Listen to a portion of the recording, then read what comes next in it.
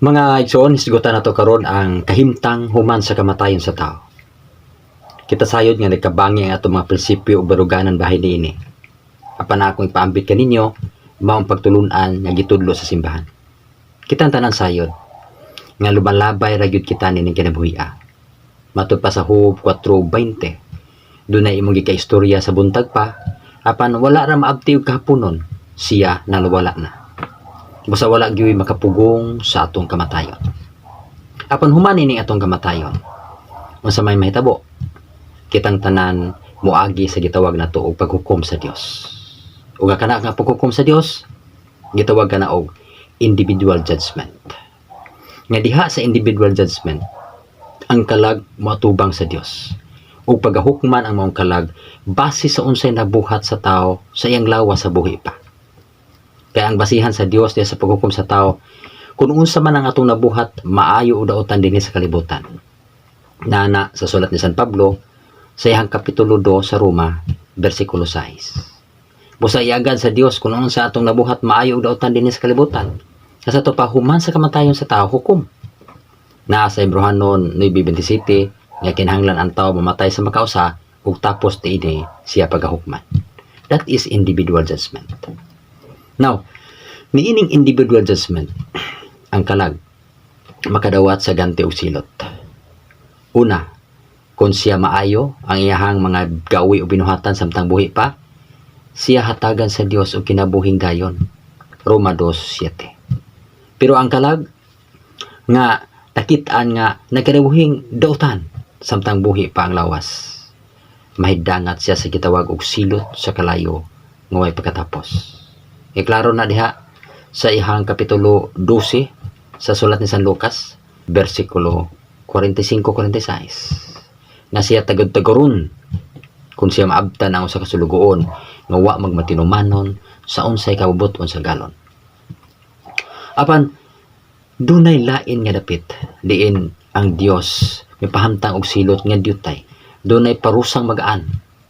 Ang Dios justisya.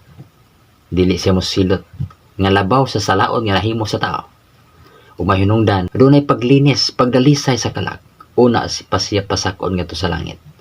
Kinahanglan siya hingpiton pinaagi sa kalayo. Unang Korinto 3:14-15. Nganong iagi man siya kalayo aron siya mahimpit kay putli ra ang makasaka sa langit. Hebrehanon 12:22-23. Kinahanglan ang kalag, ang tao mahimong himpit aron siya makaduol sa Dios. Kay putli ra og balaan kadto makaduol sa Dios. Hub 3:16. Kung dili ka balaan, dili ka makadayon sa himaya sa Dios. Mga kinahanglan ang tao mahimong hingpit o kinahanglan ulayon siya sama sa bulawan matud pa sa unang sulat ni San Pedro. Pinaagi sa pagputli sa kalayo. So dunay paglinis nga dili pinaagi sa tubig kundi sa kainit sa siga. Iklaro na ni San Pablo sa unang Korinto 3:15. Busa, adunay laing nga kahimtang. Dili lang langit ug impierno. Ang simbahan nagtawag ni anag purgatorio. Aron ang kalag, kung siya makabayad na, nan, pasakon na siya sa Dios dito sa iyang himaya. Kay kinahanglan manghimayad siya sa bisan sa katapusang gamay o multa. San Mateo 5:26. So maigsoon mo ka na ang kahimtang sa tao human sa kamatayon. Nga moagi gyud siya paghukom, individual judgment apan dunay general judgment o kana himuon sa Dios kanus-a sa iyang katapusang pag-anhi. Nga banhaw na ang mga patay, no? Moatubang na sa hukmanan ni Kristo sama sa mga kanding ug karnero. Ang kanding na siyang wala ug ang karnero ang katawhan sa Dios naa siyang tuo. Mao nay general judgment apan human sa kamatayon sa tao adunay particular judgment.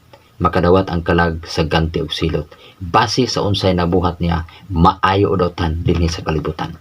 2 Korinto 5:10. Human sa kamatayon sa tao hukom, dili kay walay hukom magpaabot pa sa pagbalik ni Kristo, no. Human sa kamatayon siya pagkahukman sa Dios.